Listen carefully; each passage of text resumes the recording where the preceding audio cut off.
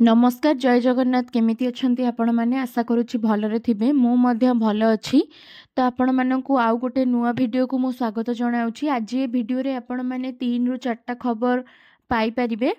तो एबे आसंतु आमे खबर ऊपर को जिबा। तो फास्ट देखंतु हमर अछि केते दरमा रे केते पेंशन गोटे पेंशन को नै बड अपडेट अछि। तो से विषय रे जानिबा। तो सेकंड रे हमर अछि तो सेकेंड रे आमर अच्छी नुआ वर्ष रे चाषी को बड़ उपहार। तो एमिति नहीं कि आमको 3 रु 4टी खबर एइथिरे देखिबाकू पड़िबो। एमिति नहीं कि आमको एथिरे 3 रु 4टी खबर देखिबाकू मिलिबो। तेबे आसंतु जिबा प्रथम खबरटा को केते दरमा रे केते हेबो पेंशन। तो केंद्र सरकार गुरुत्वपूर्ण निष्पत्ति क्रमे देश में लागू होगा जाउची एकक भत्ता योजना बा यूनिफाइड पेंशन स्कीम जोटा को यूपीएस कह जाउची बा यूपीएस को मिली सारी केंद्र कैबिनेट रो मंजूरी यूनिफाइड पेंशन स्कीम बा एकक भत्ता योजना को अनुमति देइचंती केंद्र सरकार। खूब शीघ्र देश में यह लागू करा जिवो। देश में एकक भत्ता योजना बा यूपीएस लागू हेबा फल प्राय 23 लाख केंद्रीय सरकारी कर्मचारी उपकृत हेबे। एप्रिल 2025 रु लागू हेबो एही नुआ पेंशन स्कीम समस्त सरकारी कर्मचारी पूर्वर चालुथिबा नेशनल पेंशन स्कीम एनपीएस बा यूपीएस विकल्प भाबे लागू हेबो। कर्मचारी निज इच्छा मुताबक पेंशन स्कीम बाछि पारिबे। एही नुआ यूनिफाइड पेंशन स्कीम रे सरकार 3टी मुख्य दिग को गुरुत्व देइचंती। देश में यूपीएस लागू हेले लक्ष लक्ष केंद्रीय सरकारी कर्मचारी उपकृत हेबे। जेउथिरे सरकारी कर्मचारी चाकरी अवसर नेबा परे शेष 12 मासर बेसिक सैलरी बा मूल दरमार 50% पेंशन आकार रे पाइबे। किंतु न्यूनतम 25 वर्ष चाकरी काल रहिथिबा जरूरी। एहा हेले जाई यूपीएस रे शामिल होई परिबे जने सरकारी कर्मचारी। सेही परि परिवार को सुनिश्चित पेंशन जरिया रे कर्मचारी मृत्यु पर पत्नी को मिलिबो 60% पेंशन जहाँ फल परिवार को सहायता मिल पार। बड़ कथा होउची न्यूनतम 10 वर्ष काम करिथिले मिलिबो सर्वनिम्न 10,000 टंका पेंशन। केंद्र मोदी सरकार सरकारी कर्मचारी एक नूतन पेंशन स्कीम यूपीएस घोषणा करिसेंती। एही नूतन योजना 2025 एप्रिल 1 तारिख रु कार्यकारी हेबाकू जाउची। वर्तमान सरकारी कर्मचारी को पेंशन पाइबा पाई यूपीएस एवं नूतन पेंशन स्कीम एनपीएस मध्यरु गोटिए को विकल्प बाछिबाकू पड़िबो। यूपीएस अधीन रे जने सरकारी कर्मचारी 25 वर्ष कार्य करिबा परे अवसर नेबा परे शेष 1 वर्ष अर्थात 12 मासरे जेतिकी बेसिक सैलरी बा मूल दरमा पाइथिबे ताहार 50% पेंशन आकार रे पाइबे। जदि जने कर्मचारी 10 वर्ष काम करती तेबे तांको अति कम रे 10,000 टंका पेंशन दिया जिवो। तो तेबे जदि उदाहरण दे यह स्पष्ट भावे बुझीहेब यूनिफाइड पेंशन स्कीम रे आउ कौनसी द्वंद्व रहिबो नाही। तेबे यह किभଳି हिसाब करा जिवो केते टंका पेंशन आकार रे मिलिबो जानंतु पूरा हिसाब। उदाहरण स्वरूप जदि आपण मासिक दरमा 20,000 बेसिक सैलरी बा मूल दरमा आकार रे पाउछंती तेबे आपणको शेष 1 वर्ष रे मोट 12 गुणन 20 अर्थात 2,20,000 टंका पाइबे। यह हेले अवसर पर शेष वर्ष दरमार 50% पेंशन मिलिबो। तेणु यह हिसाब को नेले 2,40,000 अधार अर्थात 1,20,000 टंका आपण को पेंशन आकार रे मिलिबो। आउ जदि भत्ता पाउथुवा व्यक्ति मृत्यु भी होई जाए तेबे तांको परिवार वर्ग अर्थात पत्नी को 72,000 टंका पेंशन आकार रे मिलिबो। तेबे आसंतु आमे परवर्ती खबर चलंतु देखिबे। तो नुआ वर्ष रे चाषी को बड़ उपहार। नुआ वर्ष रे चाषी मानक पई खुशी खबर आनी देइची। नुआ वर्ष रे भारतीय रिजर्व बैंक चाषी को एक बड़ उपहार देइची। आरबीआई चाषी को बिना कोनोसी बंधक रे लोन सीमा को 2 लाख टंका को वृद्धि करिची। पूर्व एही सीमा 1.60 लाख टंका थिला जहा को 2 लाख टंका को वृद्धि करा जायतिला। देशर कोटी कृषक एही योजनार लाभ उठाइबा को सक्षम हेबे। कोनोसी ग्यारंटी देबा को पड़िबो नाही। भारतीय रिजर्व बैंक चाषी को आराम प्रदान करूची। सेथिपाई 1 जनवरी 2025 रु कृषक मानक पई ग्यारंटी बिना लोन ने सीमा 1.6 लाख रु 2 लाख टंका को वृद्धि करा जायची। सरकार को एही पदक्षेप चाषर मूल्य वृद्धि मध्य क्षुद्र एवं क्षुद्र कृषक मानक पई अत्यंत लाभदायक हेबो। 2010 रे आरबीआई रो कृषि क्षेत्र को बिना कोनोसी ग्यारंटी दे 1 लाख टंका पर्यंत सीमा धार्य करिथिला। 2019 रे 1.6 लाख टंका को वृद्धि करा जायतिला।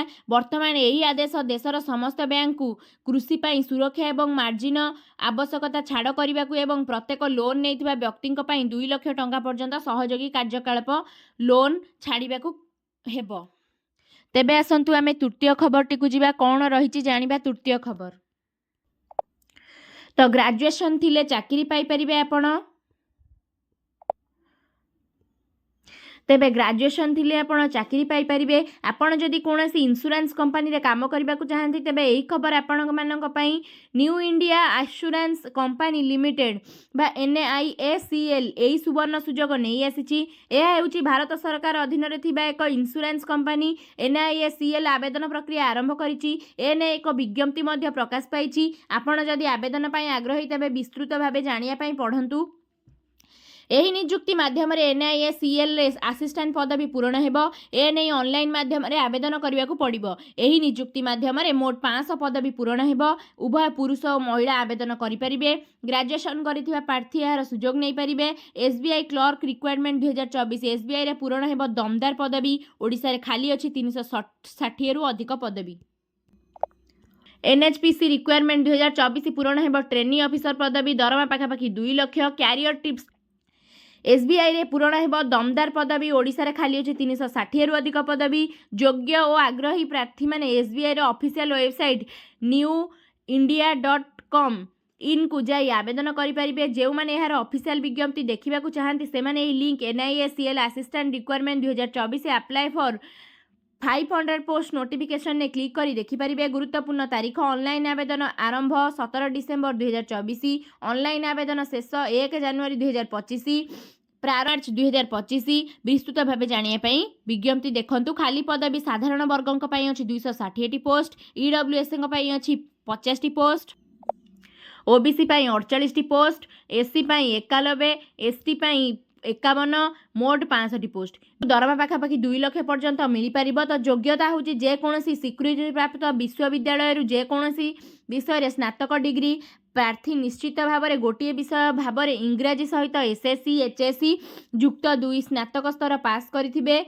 1/12/2024 सुधा योग्यता परीक्षा रे उत्तीर्ण हेबार प्रमाणपत्र थिबा आवश्यक।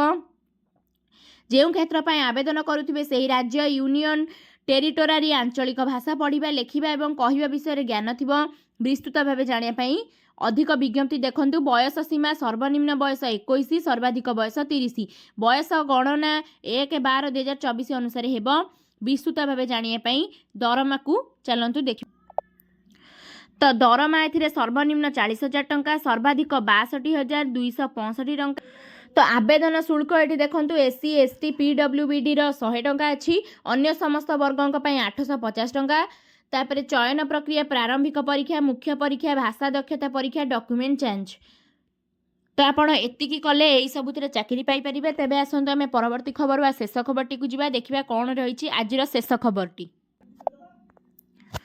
तो सुना दर कमी जाइछि जोटा कि अछि क्रमागत सुना दर वृद्धि पाइबारे लागिथिला हेले वर्तमान सुना मूल्य वृद्धि पाइबारे लागिछि बेक। आगकू विवाह ऋतु रहिथिबारु अनेक लोक लगातार सुना मूल्य चेक करिथांती। आज अर्थात 18 डिसेंबर रे सुना दर ह्रास पाइछि। आज भारत 71,350 टंका रहिथिबा बेले 24 कैरेट सुना मूल्य 10 ग्राम को 77,000 टंका रहिछि। सेहीपरि आज दर रे मध्य परिवर्तन होइछि। आज 1 केजी रूपा मूल्य 1 लाख टंका करा जाइछि। देशरे आज 22 कैरेट सुना मूल्य 71,350 टंका एवं 24 कैरेट सुनार मूल्य 77,840 टंका रही। देशर राजधानी दिल्ली रे 22 कैरेट और 24 कैरेट सुना दर क्रमागत 71,500 टंका एवं 78,900 टंका रही। सेहीपरि मायानगरी मुंबई रे 10 ग्राम 22 कैरेट सुना दर 71,350 एवं 22 कैरेट सुनार दर 77,840 रही।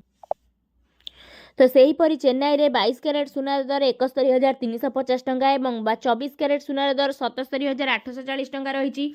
कोलकाता रे 10 ग्राम प्रति 22 कैरेट सुनार दर 71,350 एवं 24 कैरेट सुनार दर 10 ग्राम सुना रही 78,840 टंका। आगकू नुआ वर्ष आरंभ होबाकू जाउची। एहा सह विवाह ऋतु रहिथिबारु सुनार दर रे पुणी वृद्धि पाइबारे बोली विशेषज्ञ आकलन करिसेंती। गत किछि दिन हैला सुना दर लगातार वृद्धि पाइबारे लागिथिला हेले डिसेंबर मास मध्यरे सुना दर कमिछि।